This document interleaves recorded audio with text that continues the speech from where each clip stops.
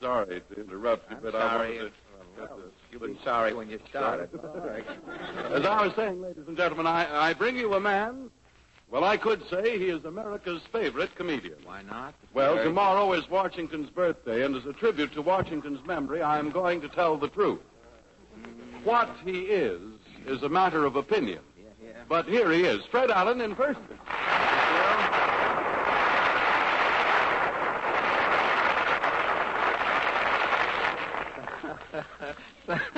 Thank you, and good evening, ladies and gentlemen. And congratulations, Mr. Von Zell, in breaking the habit of a lifetime. I appreciate the sentiment that moved you to tell the truth, Harry, but it seems to me that you might have chosen another time and another place. I might say, in fact, I shall say on second thought, you might have chosen another time and place to start telling the truth. Oh, well, gosh, Fred, tomorrow's Washington's birthday. Well, I know, Harry, but you could observe it some other way than belittling me. Well, you could get a hatchet and chop down a commercial. You could throw Van Steeden across the Potomac. You could observe it. Well, what's the use? New Jersey would only throw him right back. That's right, too. And the air is bad enough without Van Steeden in it. Truth is all right in its place, Harry, but do you know what would really happen if everyone on radio started to tell the truth? You'd be back working in the Boston Public Library, Alan. And, well, you told me to wait. I waited. And you'd be... He's got one line in the whole show, and he wants you to wait for his laugh. Yes, sir, and you'd be... Now, all you'll hear from him from now on is his arm goes up. That's all. You'd be back, Van Steeden. You'd be back pounding a piano in that Brow House. Yes, and I'd be the only one left on the program. Yes, and before someone tells the truth and you're out of a job, too, Harry, we turn to the latest news of the week. See, that was Van Steeden. You didn't hear him, but there he was. Ipana News presents The World in Review.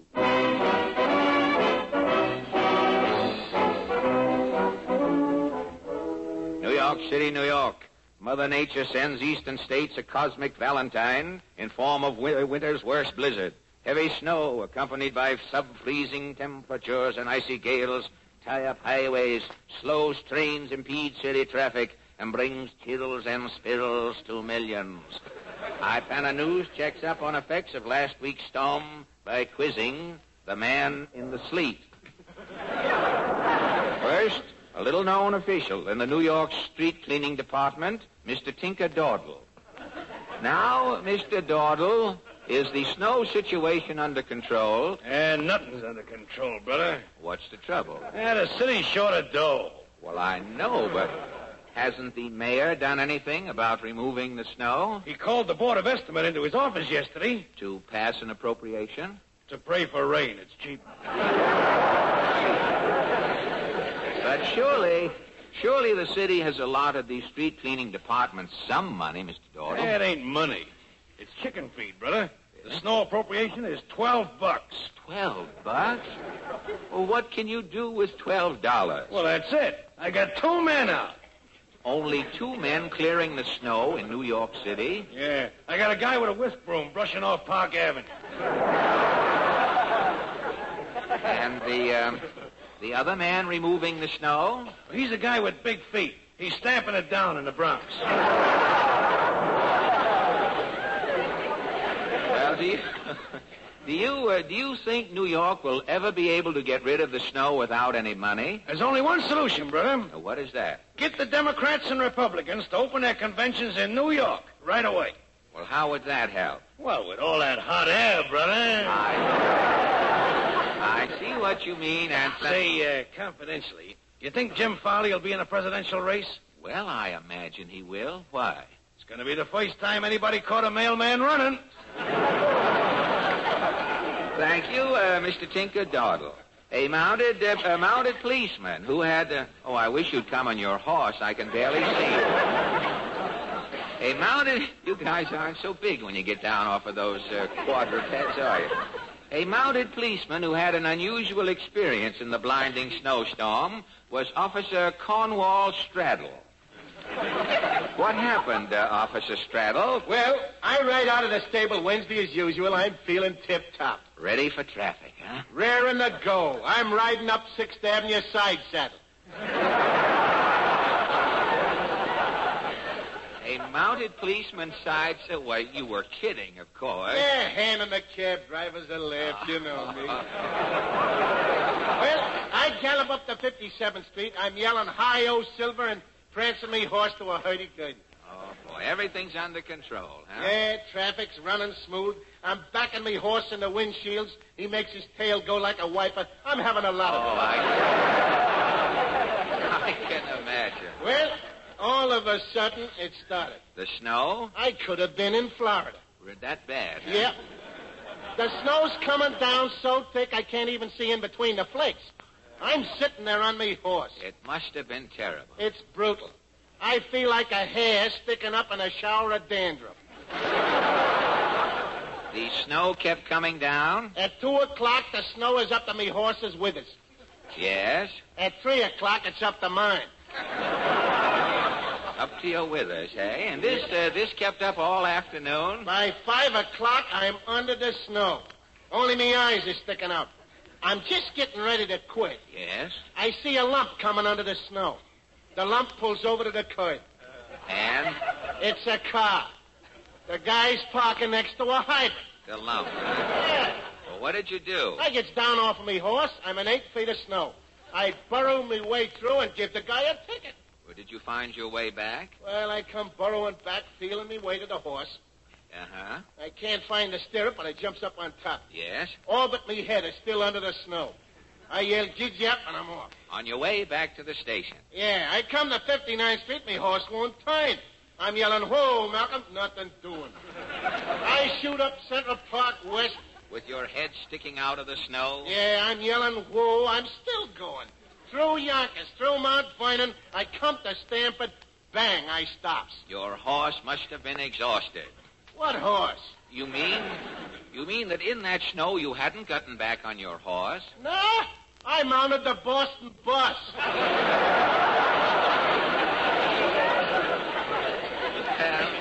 You're the first jockey that's ever been on a Greyhound. And thank you, Officer Straddle. A downtown housewife who enjoyed a freak adventure in the heavy snowstorm was Mrs. Maxine Nussbaum. You had an unusual experience, Mrs. Nussbaum. What is happening to me could be by Disney. It was so funny, you mean? Funny, but with complications. What happened? Well, where I am living is a ground floor. Upstairs, it's a tenement. I see. All day long, my husband Neville is away working. Neville Nussbaum? Yeah. Your husband was named after the great statesman? No, it's a street in Brooklyn. Oh. Now, about the snowstorm. Well, as previously I'm stating, I'm living on the ground floor. Must be convenient. It's also handy. Well, When I'm going by the A&P, always I'm stepping out the window and I'm already on the street. you never use the door? Always the window. Coming back from the A&P, I am again stepping in the window and zip, I am home. And on the day of the storm? I am stepping out the window and going to a movie. And while you were in the theater, of course, it started snowing. And when I'm coming out, the streets is mountains. Snow is over all. What did you do? I am climbing on the snow, giving a yodel. And starting for home? Well, first I'm stopping by Irving, the delicatessen, and buying cold cuts. On Wednesdays, Neville is liking cold cuts. A gourmet. Every time. Well, after buying the cold cuts, did you come right home? Lickety spittle. Lickety spittle. I am walking down the street on top of the snow, stepping in the window. I am home. And then? I am fixing up the cold cuts and sitting down to wait for Neville. Then it is happening. What? A man is stepping in the window. I am coming from behind and kissing him. He is turning around. And? It is not Neville. You mean that you were in the wrong apartment? The snow is so deep, I am stepping in a window 3 flights up. Well, what happened? Well, luckily, the stranger is liking cold cuts.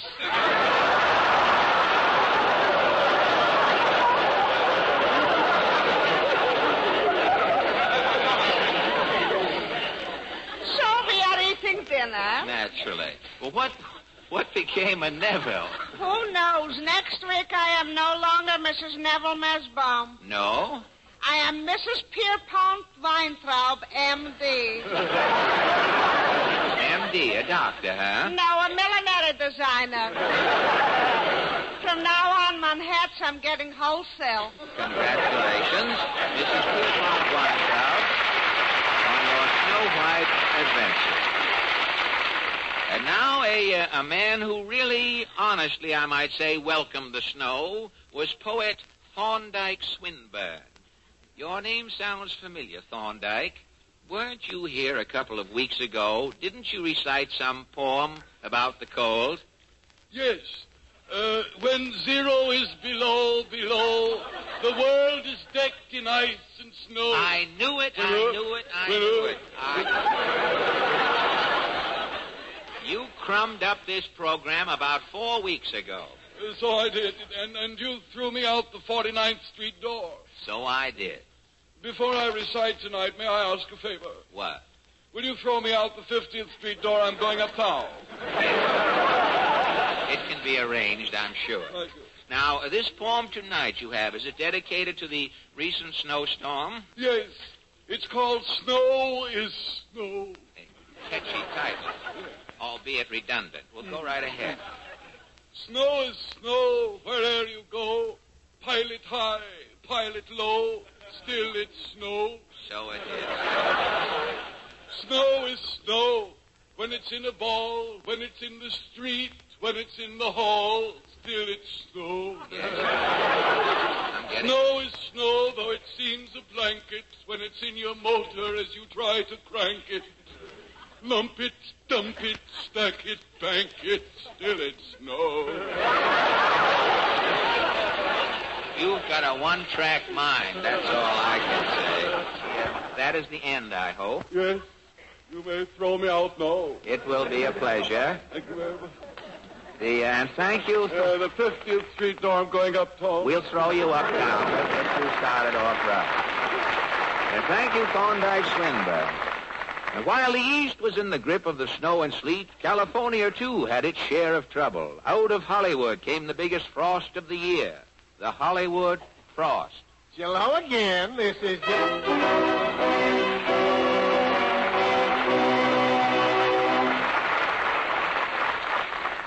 And now, ladies and gentlemen, the Merrimacs sit down at their song Ouija board to try to bring back for us an old friend, Ragtime Cowboy Joe.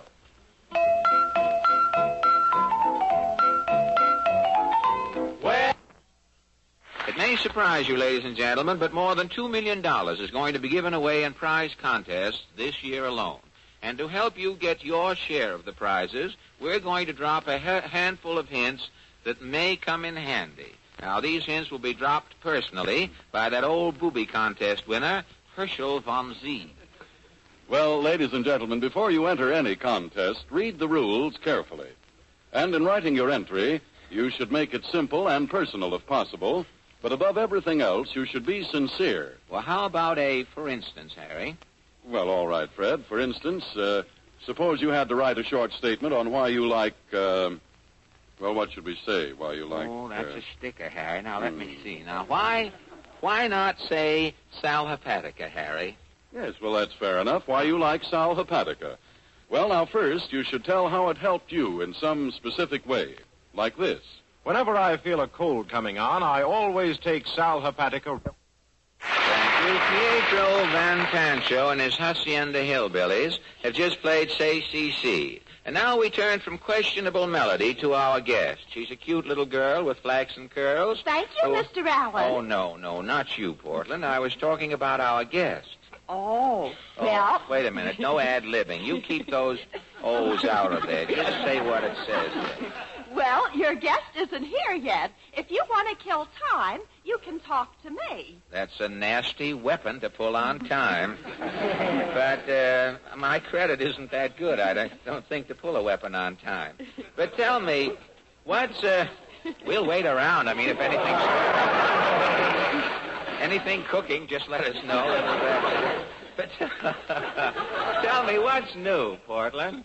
Nothing much. Mama and I went to the dog show. You didn't win any prizes, did you?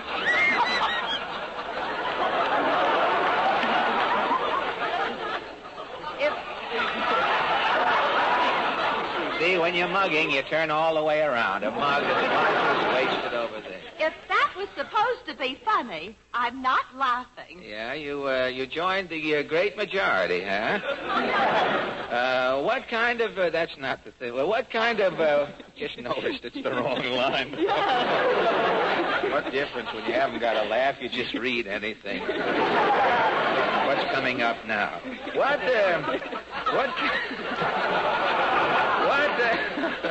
What kind of dogs did you see at the show, Portland? We saw some setters, bloodhounds, bagels. I know.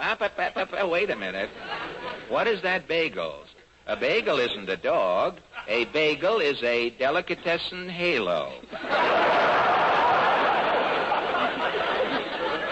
It's a solid nimbus that occasionally rises over a steaming hot cup of coffee in the hand of a customer.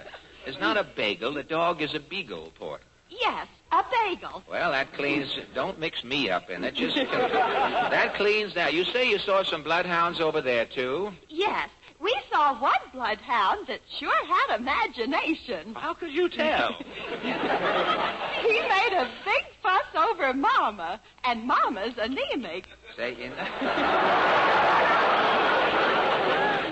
You know, I bet that's the same bloodhound that bit Benny one year on speculation.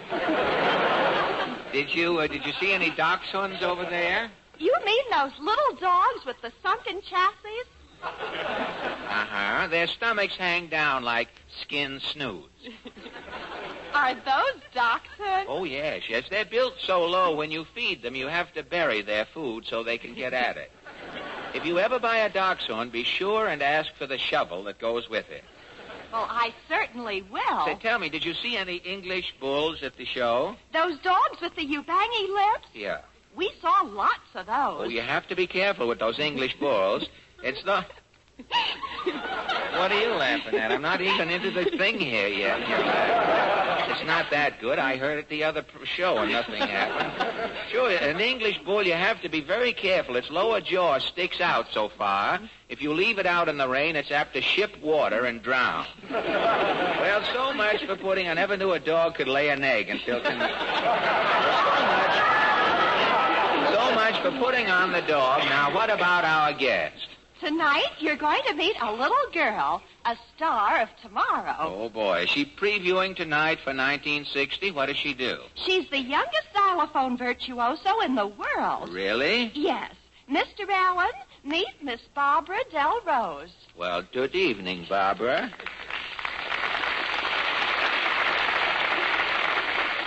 Good evening. Hello, Mr. Allen. Oh, excuse me. I didn't mean to step on your greeting. How is your itsy-bitsy Babsy this great, big, beautiful evening? If you're talking baby talk for me, Mr. Allen, you can dispense with it.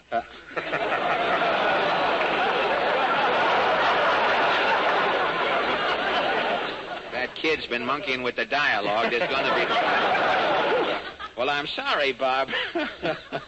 I'm sorry, Barbara. You're so little I didn't know. I stopped baby talk years ago. You did? How old are you, Barbara? I'm 6.5. Only 6.5. Well, Portland tells me that you are an expert on the xylophone. I don't know if I'm an expert, Mr. Allen, but Mama says I'm good. That's good enough for me. When a mother says that her little girl has talent, I'm content. Now, when did you start playing the xylophone, Babs? When I was 4 years old. Well, how can you ever reach up to beat those splinters? You look like a fugitive from Edgar Bergen's knee. No, I can play all right. Well, tell me, of all the instruments in the band, why did you ever choose the xylophone as an outlet for your musical talents? That's kind of a long story, Mr. Allen. Well, I sat through Gone with the Wind. Shall we carry on? I think Mama can tell it better than I can. Oh, you're just saying that. You know you can do it justice. Where is your mother? Right there. Excuse me, Mrs. Delrose, and good evening. Hello, Mr. Allen. Well, tell me, did Barbara... Uncle Jim was handling this script. You know, we could have put a stand in here and saved all this wear and tear on Uncle Jim. You're trusting me, turns over 8 pages at a time. You'll wind up in a sketch yet if he doesn't...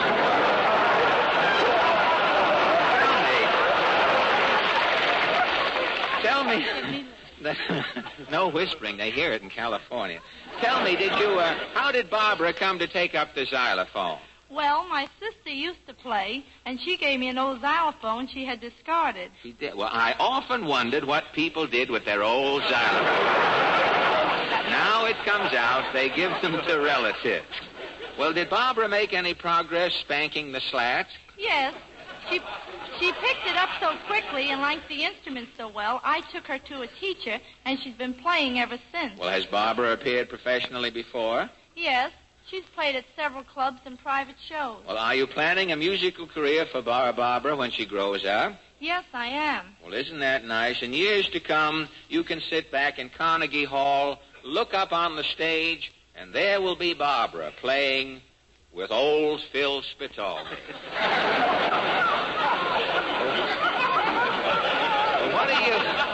What do you think about it, Barbara? About what, Mr. Allen? Barbara Delrose, you dozed off while your mother and I were trying to earn an honest dollar here at the microphone.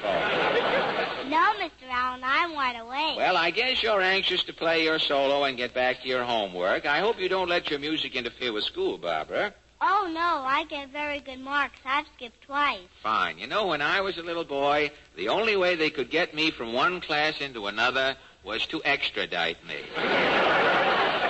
Explain it to the child later, Jeff. Do you play any other instrument? Have her explain some of her lines to me, too. Do you play any other... How are we doing, Babs? Very good. Do you play any other instrument besides the xylophone? Not yet, but I'm going to start studying piano soon. Well, that's good. It's always nice to have a sideline, Barbara. You know, the xylophone is a risky business when you get a little older. I read about a concert xylophonist who gave a recital out in Hollywood. It seems he broke his glasses and couldn't see his instrument, and before they could stop him, he had played half of Liebestraum on the ribs of one of Bing Crosby's horses.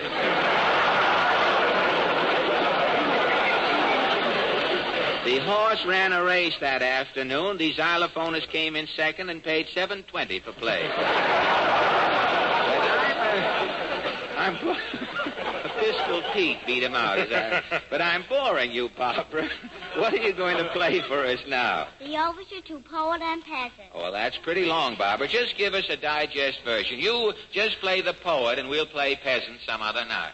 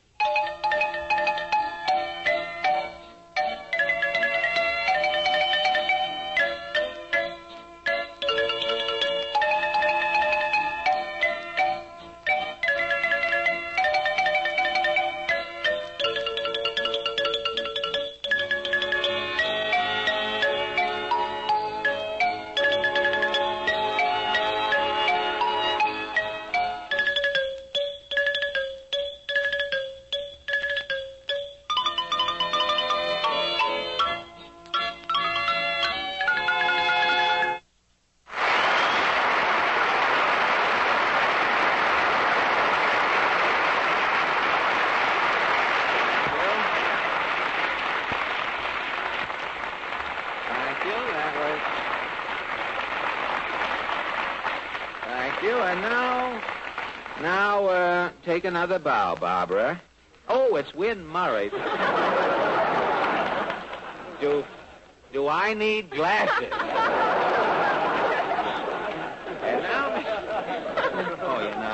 are you, Lynn? Huh? No, I'm not mad. Oh, that's swell. Just let it accumulate and get good in there someday. Miss Lynn Murray, our little vocal pixie, prances out of the dell to sing for us Chirry Bee. Chirry Bee. When the moon hangs low.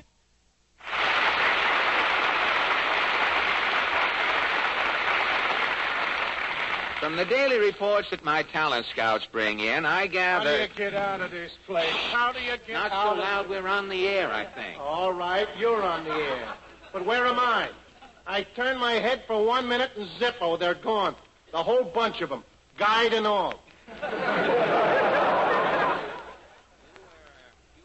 Of a party being guided through the studios on a 55-cent tour? Well, I wasn't exactly a member. Not in good standing, I wasn't. That is, I was a sort of a stowaway. Oh, I think I do. I think, don't twist yourself out of shape. Now that you are here, why not just sit down and try to enjoy the show, brother? Oh, not me. I want to get home, because I'm getting a cold in the head, and hanging around here won't do me any good. Well, I think you're mistaken about that now, and if you'll just hang around here for about 2 shakes of a sentence, we can prove it to you, can't we, Harry? Yes, I'm sure we can, Fred. Because if you learn to get after a cold at its very beginning by putting 2 teaspoonfuls of sal hepatica in a glass of water and drinking it, then you've learned something that will do you a world of good. Because sparkling sal hepatica helps fight colds faster. There are 2 very good reasons why it does, ladies and gentlemen, which you can check with your own doctor. First, sal hepatica is speedy, yet it's very gentle. And speed is mighty important in fighting a cold. Second, and just as important, this famous saline laxative also helps nature counteract the acidity that so frequently accompanies a cold. Remember, in a recent survey, it was found that 7 out of 10 doctors recommend a saline laxative in treating a cold. And sal hepatica, we believe, is America's outstanding saline laxative. So, for faster action against colds, go to any drugstore and get a bottle of gentle, quick-acting sal hepatica.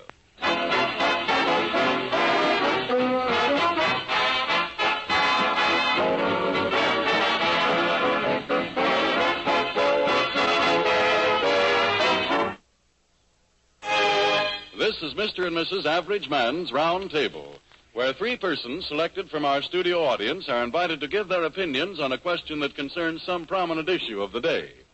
These little sessions are entirely unrehearsed. Fred is taking his place now at the round table, where he meets his fellow debaters for the first time. Are you ready, Fred? Yes, I am, Harry.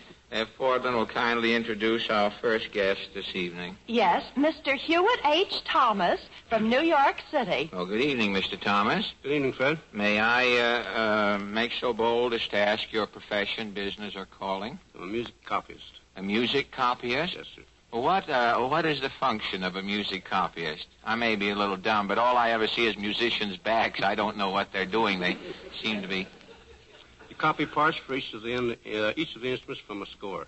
Oh, the copyist copies the separate parts that later show up here in a played-off key by members who are under contract to Mr. Van Steven. But do you think that modern music will last, Mr. Thomas? The numbers, the type of music that we're getting today, the popular variety? I think so. You do think it will last? You won't say for how long, though. You wouldn't care to be quoted? No, sir. Well, why is it, then, if this present music will last, why are we having revivals of Oh, Johnny, and those songs that can't be more than 8 or 10 years old? Why are they coming back so fast, do you know? Well, they're brought back in the style that we play numbers today. Oh, I see. Just the old numbers come back in another style. Wolf in sheep's clothing, Chopin's clothing, huh? Well, thank you a lot, mister. I was wondering where songwriters, composers get their inspirations for those crazy numbers, chop, chop, chop, excavate, that English version. And I think I've traced the thing now. I saw a songwriter over in Lindy's this afternoon. He was copying down the caraway seeds on a roll over there.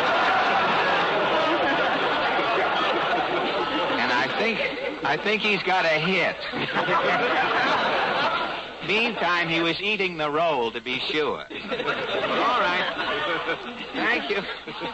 Thank you, Mr. Thomas. And now, Portland. Miss Rita Walker from New York City. Good evening, Miss Walker. Good evening, Mr. Allen. Do you work here in New York, may I ask? Yes, I do, Mr. Allen. In what capacity, may I further I'm a encourage? hostess. A hostess? In a gypsy tea kettle. A hostess in a gypsy tea kettle? Is there a room in the kettle for a hostess with the bag and the hot water? Hostess? Oh, now, let us control ourselves, Miss Walker, if we can. I know it's hard when we're confronted by one of America's foremost comedians, as they say. Two men said it today and were rushed away for observation. But tell me, in those tea shops, I know the food and fortune-telling seems to be the vogue in most of the gypsy tea shops. Tell me, do many men go in those places to have their fortunes told? Well, sometimes. They don't like to admit it. They say it's kind of foolish, but they like to go in, They though. sneak in. Huh? Sneak in, yeah. For the oolong in the future, huh? Yeah. But, well, I know, of course, some of the wealthier men don't have to. The newspapers are telling their fortunes for them once a year. They don't have to bother with the tea shops. I noticed in the list this year some soap men seem to have made the most money for 1938 or 9. I guess Sally Rand's using so many bubbles during the year it runs into soap, and naturally they profit through it. I don't know. Tell me, how is it possible to tell a person's fortune through scanning the grouping of a lot of irrelevant, dank tea leaves? How is it possible? Well, you see, all the tea leaves get in a huddle, and then we separate them. Oh, man's destiny is controlled by a lot of wet leaves. Well, tea may as well have a go at it. Everybody else has. Well, thank you a lot, Miss Walker. I had a joke I was going to tell, but it slipped my mind. I had bacon for dinner. Things are slipping my mind. Now to Portland. Quiet, please. Mr. Peter Russo from Fairfield, Connecticut. Good evening, Mr. Russo. Good evening, Fred. You look to me like a professional wrestler, are you? No. Fred, I'm vice president of the Kitchen Bouquet Company. You know Kitchen Bouquet? You're vice president of the Kitchen Bouquet Company? Yes. You're not sneaking in a commercial here by any chance, By no means.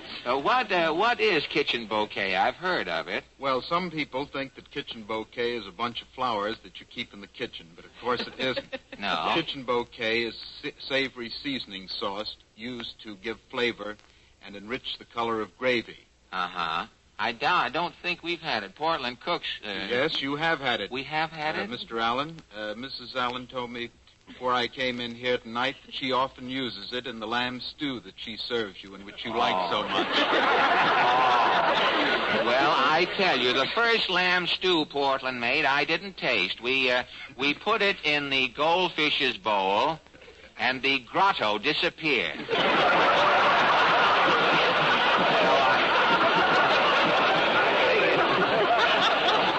If a grotto can't take it, I wouldn't. Well, thank you, Mr. Russo, and good luck to your Kitchen Bouquet enterprise. Well, we seem through some strange prank of verbal romping here to have come to our question. Now, many discussions have been held in the past about the traditional vanity of woman. Tonight, we prance verbally in new pastures and take up the vanity of man. And not under the head of vanity, but over the head of man, we find the toupee. Now, our question tonight is, do you think that when a man is losing his hair or has lost all of his hair, he should wear a toupee? Now, Mr. Thomas, how do you feel about the toupee? I think it'd be a matter of choice. A matter of choice. You think if a man feels as though he should wear a toupee, he should? Yes, sir. Do you think actors should wear them to conceal their bald nubs from their loving public? I think they should. If it would enhance their beauty. Well, all right, thank you, Mr. Thomas. And now, Miss Walker, what do you think about the toupee? Well, of course, all men look like little babies when they're bald-headed, you know. When they're bald-headed? Well, would you marry a man with a brow doily?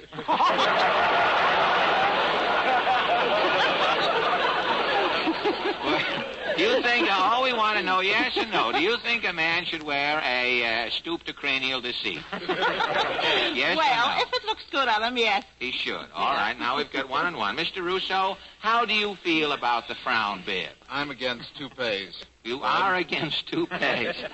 All right, that's 2 against and 1 for. I'd like to go into it. Do you think that if people were able to get a bottle of kitchen bouquet with a toupee, that the toupee would be permissible in the better circles? It might be that. Do you think a man would look better with a bottle of kitchen bouquet on his head than he would with a toupee? If you could part the kitchen bouquet in the middle? Well, that seems to be 2-1 against the toupee. And I don't imagine that our attitude towards the toupee, or hair beret, as it's sometimes so lovingly called, will have any great effect on the future of the skull antimacassar. I am sure that folks with hair will... No one is old enough but Uncle Jim to know what an antimacassar is. I am sure that folks with hair will continue to use Vitalis, and men without hair will continue to use their own judgment. On this note of confusion, our forum is adjourned, and thank you greatly for your kind participation.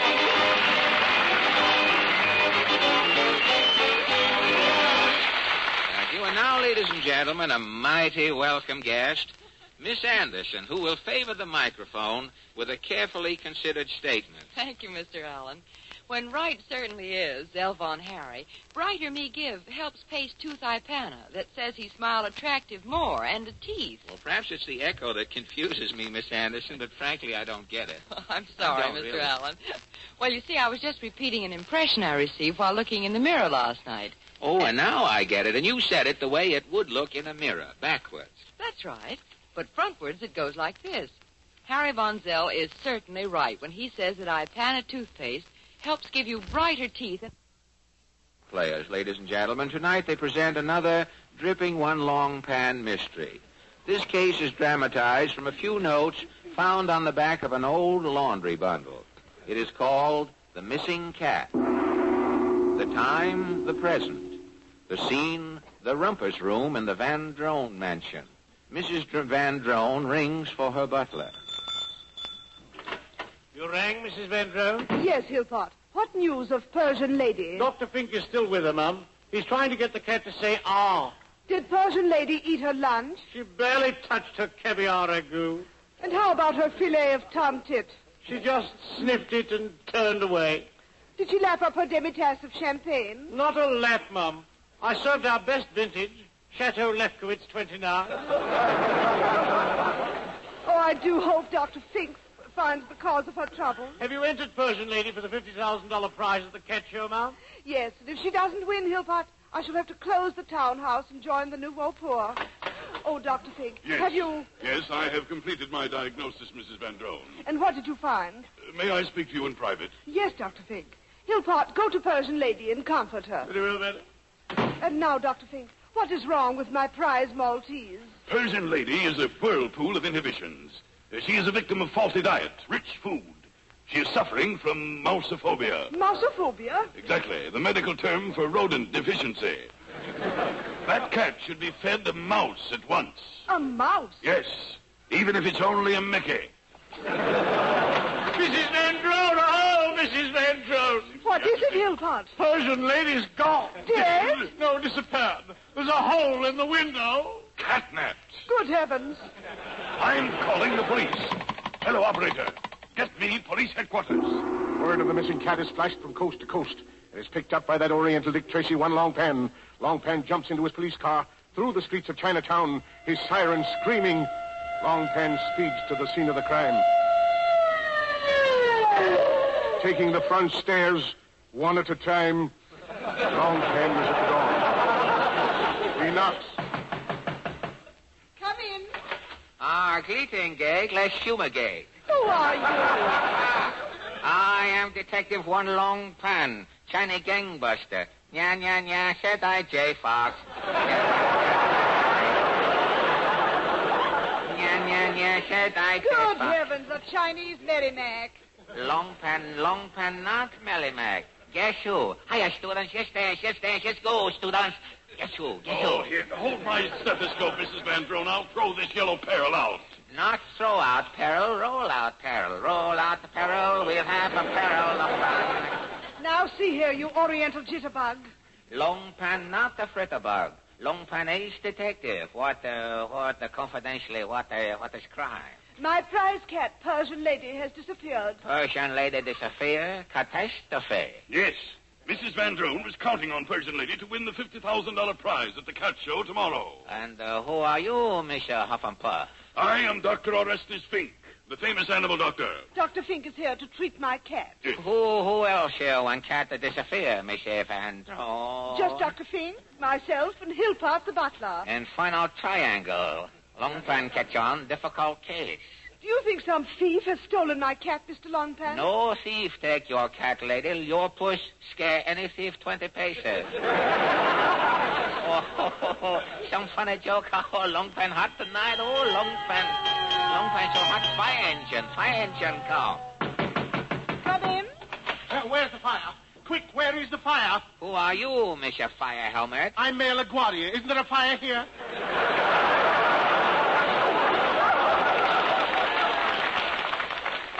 There's no fire here. There's a cat napping. Oh, shoot, the wrong house. So long, folks. Don't waste your water. Good old Fialello, little man who all the time there. Yes. Yes, they say the mayor will ride 20 miles to see a hotfoot. I hate to appear inquisitive, gentlemen, but are we getting anywhere? You bet. Longpan whip into action. Longpan concentrate. Longpan sing dit, they catch 'em clue. Yeah. Shout at the border, the landlady stand. When border reach for second piece of meat, get the knife in hand. Will you stop that, John Charles Fouillon? If you're a detective, I'm Pinocchio. I am detective, lady. Then I am Pinocchio. Well, who does that make me? Maybe Orson Welles. I remain obediently yours. You stop Orson round. Longpan go into action. Maybe Persian lady hide. Maybe cat hide. Pay push in the corner, maybe. Longpan examine loom. You see closet. Longpan open closet door. Chinaman in closet. Who are you, sinister one? I am Confucius. What you know about missing cat, Confucius? Confucius say best way to discover missing cat. Start poker game, sure to find kitty. Good heavens, who was that? Oh, no, maybe part air condition, maybe cooling system. Longpan open other door. Holy smoke! A second Chinaman. Who are you, big boy? I am Confucius. What you do in second closet, Confucius? Confucius say, man hide in closet in suit. Man hide in bureau in drawers. Pokey. Confucius need no lighter. Longpan open next closet. Holy smoke! Another Chinaman. Who are you, buddy? I am Confucius. Again Confucius. Longpan open 3 closet, Confucius, every closet. Yes, Confucius say, that's me all over. Confucius, crazy Confucius. Confucius, every closet very confusing. Yes. Well, I've got to get back to my clinic. I'm doing a tonsillectomy on a leopard at 3. Nobody leaves this house. Longpan girl, everybody. Where's your Philpot? Where's your butler? I'll ring for him. He'll be right in. You rang, Mom? You Bertland. You come clean, Mr. Sideburn. You pilfer pussy. No. You lie, flunky. You kill cat. You sell fur. You fess up. No, I'm innocent. This is ridiculous. I'll vouch for Hillpot. Who will vouch for you? I'll vouch for Mrs. Van Drone. And who will vouch for you? I'll vouch for Dr. Fink. And who will vouch for Longpan? Confucius say, Bolivar vouch for Longpan. It is now Bolivar vouch time. Confucius for Bolivar. Oh, for heaven's sakes, will you get on with this mystery? And how get on? Longpan go to town. It's about time. Now you come clean. You tell Longpan when cat disappear. Right after Dr. Fink examined her. What, all the same wrong with Kitty? The Persian lady is suffering from rodent deficiency, mousophobia. Mousophobia. Yes, exactly. Mrs. Van Drone refused to feed her mice. Or tenement mink, as mice are sometimes called. Okay, Pokey. Longpan now go to see the climb. Persian lady's suite is right next door. Is it here? This way, please. Oh, some snappy stuff. Platinum saucer. Ooh, Oh, gold bed. What is piece of silk on bed, Monsieur Van Dome? The cat's pajamas. Oh, you make funny crack, Toots. Oh, you bad Toots. Long pan take candor. Yes, you see, there's the hole in the window. Long pan examine hole. Broken glass, you say, not on floor. Hole cut inside. Glass pushed out. But how was the hole cut?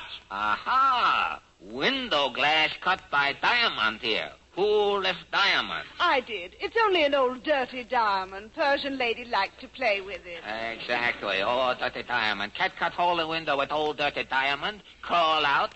Smart cat. Yes. Persian lady's feline IQ was 97.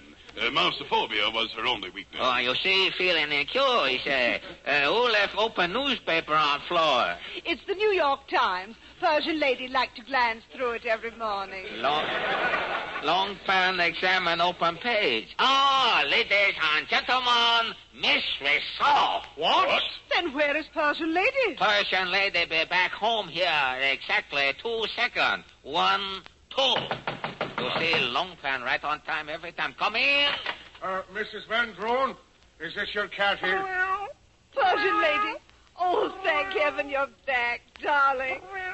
Down, dear, down. Who brought Mother's pet home? I'm the doorman at the Roxy, lady. Your cat sneaked past me into the theater. She climbed up on the stage and was jumping at the screen. We finally subdued her, and here she is. Extraordinary. And you knew where she was, Long Pan. Exactly. Dr. Fink say cats suffer mousophobia. Star for mice. Newspaper ad give clue. But why should Persian lady go to the Roxy Theater for mice? Long Pan tell you why. What picture you show at Roxy Dome, man? Of mice and men. Oh, of mice and men, exactly. Mistress Shaw. You're a genius, Long Pan. Oh, you bet. Next week, Long Pan on information, please. Long Pan China Johnny Kieran. Go to sleep, America.